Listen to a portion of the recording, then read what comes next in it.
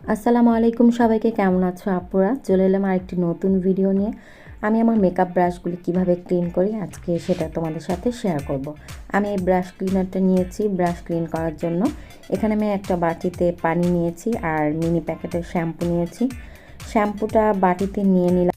এখানে ছোট প্যাকেটের 2 প্যাকেট শ্যাম্পু নিয়ে নিয়েছি আর তার সাথে এখন আমি অ্যাড করব পানি।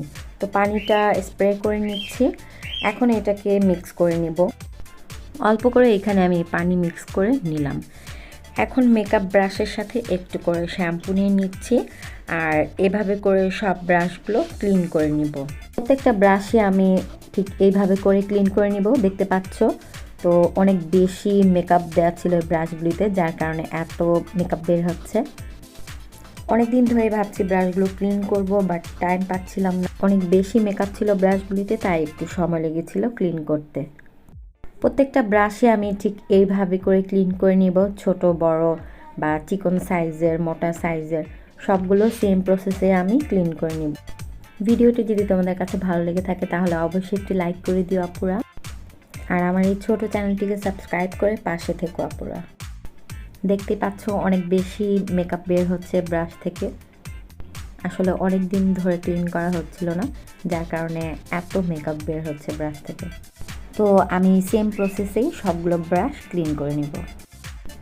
ব্রাশ ক্লিন করার সময় খেয়াল রাখতে হবে যাতে করে ব্রাশটা নিচের দিকে থাকে, কারণ এই ব্রাশের ভিতরে যে গ্লু দেওয়া আছে তা না হয় সেটা ছুটে যাওয়ার সম্ভাবনা থাকবে।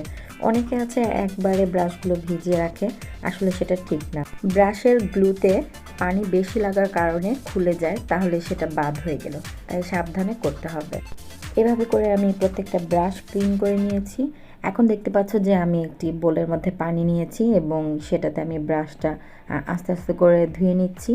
জাস্ট হালকা করে একটু পানি ডুবিয়ে তারপর ধুয়ে নিব। একবার আমি সবগুলি ব্রাশ ভিজিয়ে দিব না। সবগুলো ব্রাশ আমি এভাবে পানি দিয়ে ক্লিন করে নিব। তো তোমাদেরকে দেখালাম, তো সেটা আমি বলেই নিয়েছি যে ব্রাশগুলি একবার আমি ডুবিয়ে ভিজাবো না, একটু একটু করে পানি নিয়ে তারপর সেটাকে আমি ক্লিন করে নিব। তো সবগুলো ব্রাশ আমি ঠিক এইভাবে করেই ফ্রেশ করে নিচ্ছি।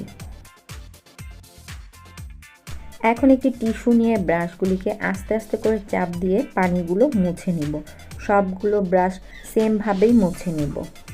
কেউ টাওয়াল দিয়েও মুছে নিতে পারো, আমি এখানে টিস্যু ব্যবহার করেছি, যার যেটা সুবিধা হয়। তো এই তো ছিল আমার ব্রাশ ক্লিন করা। তো দেখতেই পেলে কি ফ্রেশ হয়ে গিয়েছে। আসলে এটাতে খুব বেশি মেকআপ ছিল, যার কারণে একটু একটু ঘোলাটা দেখা যাচ্ছে। তো আশা করছি তোমাদের কাছে ভিডিওটি ভালো লাগবে। ভিডিওটি দেখার জন্য সবাইকে ধন্যবাদ।